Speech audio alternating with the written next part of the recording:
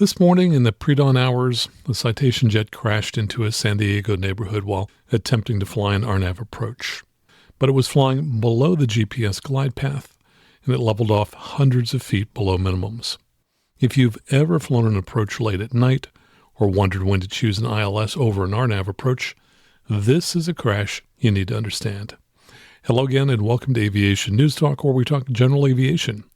My name is Max Trescott. I've been flying for 50 years. I'm the author of several books, and I'm the 2008 National Flight Instructor of the Year. And my mission is to help you become the safest possible pilot.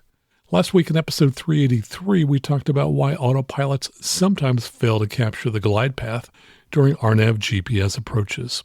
And 2 days ago, we played the first episode of my new podcast, NTSB News Talk. So if you didn't hear either of those episodes, you may want to check them out at aviationnewstalk.com/383 and 384. And if you're new to this show, welcome. So glad that you found us. And now, so you stick around, if you would take a moment right now and whatever app that you're using, touch either the subscribe key or in the Spotify or Apple Podcast app, the follow key, so that next week's episode is downloaded for free.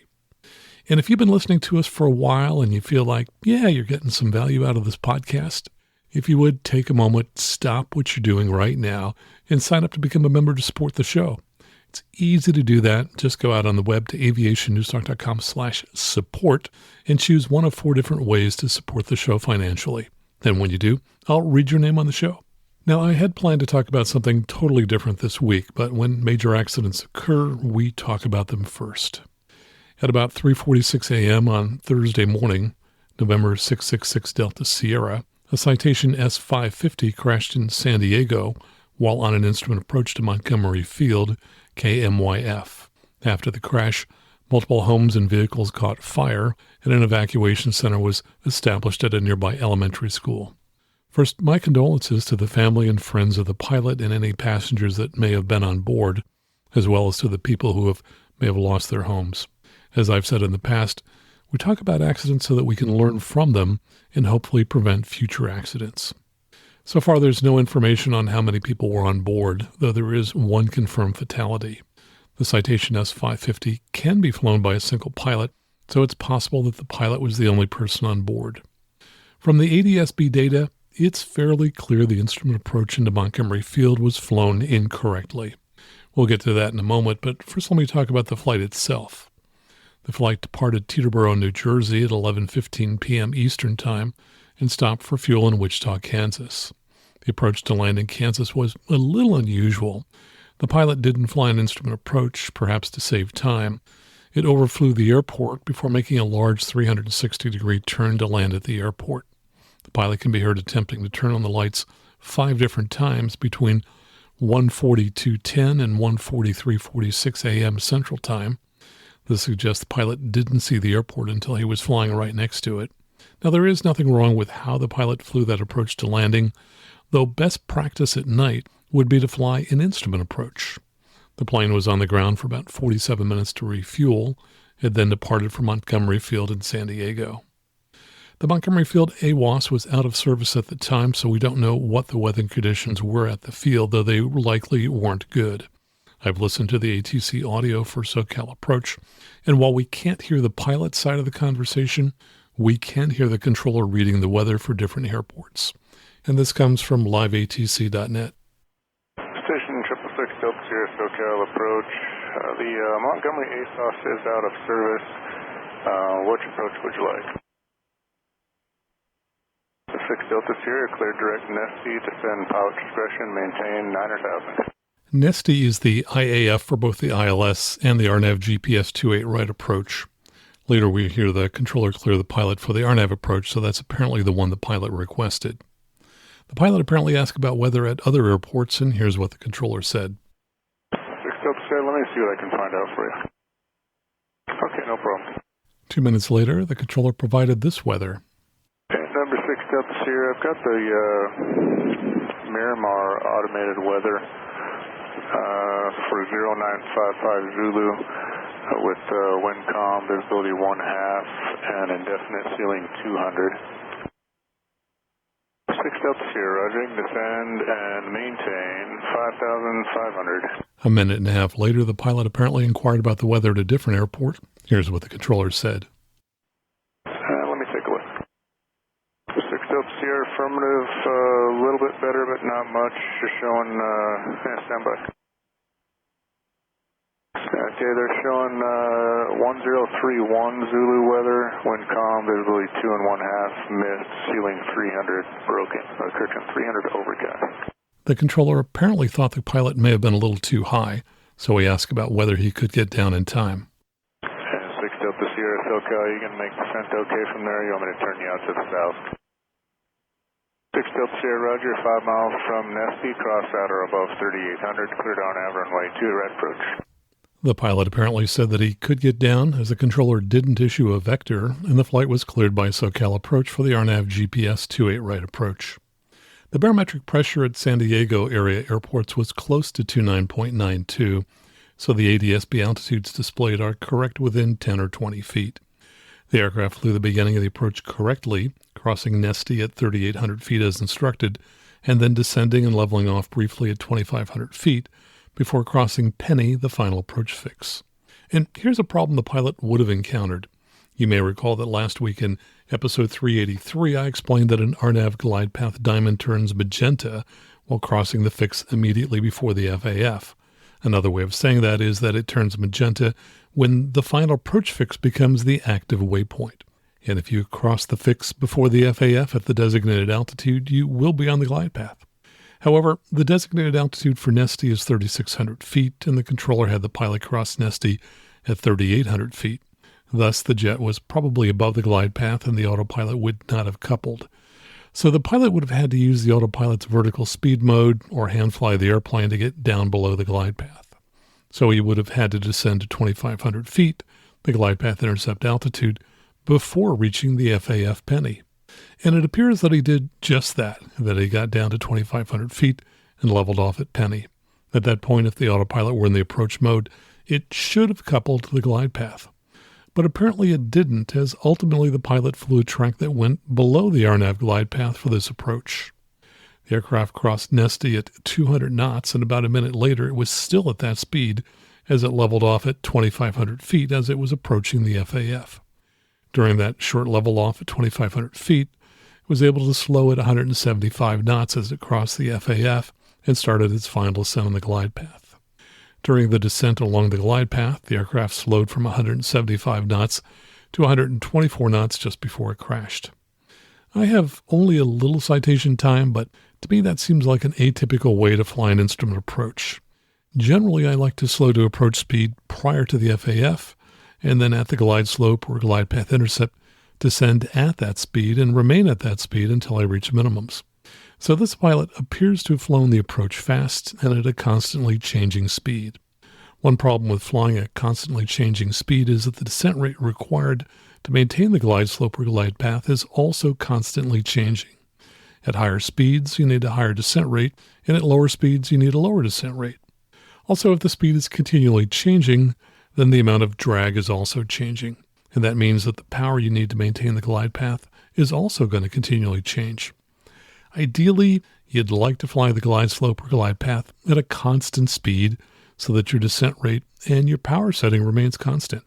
And if it's not constant, then it becomes much harder to fly the approach as your speed, descent rate, and power required will change throughout the approach, and that increases pilot workload unnecessarily. But there was a bigger problem than speed on this approach.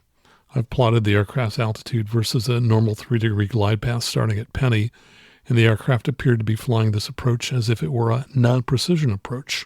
In other words, instead of tracking the glide path, there were two distinct level-offs during the approach. It's as if the pilot didn't have a WATS-capable GPS receiver, but was still trying to fly to LPV minimums. However, in doing so, he went as much as 511 feet below the glide path, and even at the last data point we have, he was still 376 feet below the glide path. I've used the plot as the image for this episode, so you may be able to see it in your podcast player. For about the first mile and a half after PENYY, the aircraft tracked the glide path fairly closely. Then the aircraft went below the glide path, and then it leveled off at between 1,300 and 1,400 feet, and it stayed level for about 0.6 of a mile. Then, as the aircraft reached PALOS, it resumed a steep descent below the glide path. Now, it's significant that the aircraft leveled off prior to PALOS and started descending again after PALOS, because that's exactly how a pilot would fly this approach if he were flying it as a non-precision approach to LNAV minimums. The approach plate shows that pilots must remain above 1,380 feet until reaching PALOS, and there's an asterisk next to that altitude. Elsewhere on the chart, another asterisk says LNAV only. That means that this altitude is to be ignored if you're flying the approach with a WAS-capable receiver and you're flying to LPV minimums. In other words, you'd fly this approach as a series of step-downs rather than tracking the glide path. So the fact that the pilot leveled off at between 1,300 and 1,400 feet and later started descending again after PALOS strongly suggests he was flying this as a non-precision approach. If he were doing that, he could only descend to 940 feet, which would be 517 feet AGL, because of a NOTAM that raised the minimums, but given that a nearby airport was reporting 200 feet overcast, that wouldn't be good enough. At PALOS, the aircraft was 130 feet below the glide path, but then it began a rapid descent, taking it at one point to 511 feet below the glide path. The aircraft then leveled off for a second time, this time at 500 feet MSL. It stayed essentially at that altitude with one brief excursion back up to 600 feet for the next half of a mile when data for the aircraft was lost. At 500 feet, it was 173 feet below the LPV minimums for this approach, and it was 440 feet below the LNAV minimums. And the aircraft was flying level as if it were at an MDA, which is what you would do when flying a non-precision approach. Now, it's unclear why the pilot would have gone below minimums. It does appear the pilot wasn't using the autopilot near the end of the approach, as there is some variability in the lateral track, and it would be unusual for a plane to climb back up to 600 feet and back down to 500 feet if the autopilot were being used. Total time from departing Teterboro until the accident in San Diego was about 7.5 hours, so fatigue may have been a factor. The accident occurred at about 3:45 a.m. Pacific time, which would have been 6:45 a.m. in Teterboro, where the flight originated. Circadian lows occur between 2 a.m. and 6 a.m., and people make more mistakes then. That's why I turn down flights that are going to be late at night. It's just not worth the added risk. If you have to fly in the wee hours, then make sure you have a second pilot. I made a Facebook post about the accident, and Paul Bertorelli commented, quote, "I did enough night freight to appreciate that the hours between 2:30 and about 4 a.m. are the worst. Homo the sap is just not meant to be aroused and awakened then." Totally agree, Paul. The night accident rate is significantly higher than the daytime accident rate, and that has to be partially because people are tired, and their judgment and their performance are poor at night. Here's another comment on my Facebook post. Someone wrote, "One of two things could have happened. One, the plane had an FMS that was not WAS, but will have an LNAV/VNAV guidance via the flight director if configured properly. Not intuitive and easily screwed up if you're tired or task saturated. This could explain the level off. Or two, the plane had JetTech STC for the Garmin 750s. Great setup with LPV, but you lose the VNAV functionality of the autopilot, and in some cases you have to trick the autopilot into flying vertical guidance by simulating an ILS-type approach. Either one could be difficult after an all-night flight. I quit flying single pilot in the Citation for just these reasons." And after I recorded this first part, someone familiar with the plane and his Citation posted this information about the plane. He wrote in part, "I knew all of his planes, he had several pretty well, and I have the same JetTech Garmin setup in my Citation, sold recently, that he had, and it's a known issue on LNAV approaches that as you get nearer to decision height, it starts to chase the glide slope. So most guys, at least guys I know with the same setup, disengage the autopilot at some point before the decision height and begin hand flying to decision height on the LNAVs, which may explain his up-down variances from glide slope. But Max, if you're going to report on this, I'd also look at how Sample Street, where the plane reportedly landed or pancaked in the middle of, lines up pretty perfectly and just above on a mini mesa, runway 28 right. Fatigued and below glide slope, I'm wondering if he picked up the lights of Sample Street as runway lights and went for them. There are approach lights with a rabbit beyond there, but given 200-foot ceilings, as reported a couple of miles away at KSEE, and perhaps still in the gunk, he didn't see the rabbit but saw the Sample Street lights. He was a very experienced and relatively young pilot with a number of planes, and he flew consistently in a lot of bad weather to one of the Finger Peninsulas in Alaska, where he had some land. So all kinds of day flying and weather were very familiar to him. Rest in peace, and praying that the rest of his family wasn't on board. Well, thanks so much for that post. So yes, this was a 40-year-old airplane and probably didn't have the most modern avionics. And in a situation like that, where the minimums were the same for the RNAV approach and the ILS, why not fly the ILS? Even in older planes that are not set up well for flying modern RNAV approaches, the autopilots almost always do a decent job of coupling to an ILS's glide slope. And when you're tired in the middle of the night, it's easy to misread details on an RNAV approach, such as the PALOS fix only applying to LNAV minimums and not to LPV minimums. By contrast, ILS approaches are relatively simple. The only real gotcha is remembering to switch the CDI from GPS to the nav receiver so that you track the localizer and not the GPS signal. So, while I've mentioned in the past that I prefer RNAV approaches versus an ILS, this is a perfect example where, when flying in an older airplane, it might have made more sense to fly the ILS. Remember, flying is a dynamic environment, and an answer that makes sense for one airplane in one situation might not be the best solution when flying a different plane. And just a reminder that I love hearing from you, and I read many of your emails on the show. If you'd like to send me a message, just go out to aviationnewstalk.com, click on Contact at the top of the page. That's absolutely the best way to send me a message. And of course, I also want to thank everyone who supports the show in one of the following ways. We love it when you join the club and sign up at aviationnewstalk.com/support to support the show financially. You can also do that at aviationnewstalk.com/PayPal. We also love it when you leave a 5-star review on whatever app that you're listening to us on now. And of course, if you're in the market for a headset, please consider buying a Lightspeed headset and using one of the links in our show notes, because if you use those links, they will donate to help support the show. So until next time, fly safely, have fun, and keep the blue side up. And remember that you can always go around. You can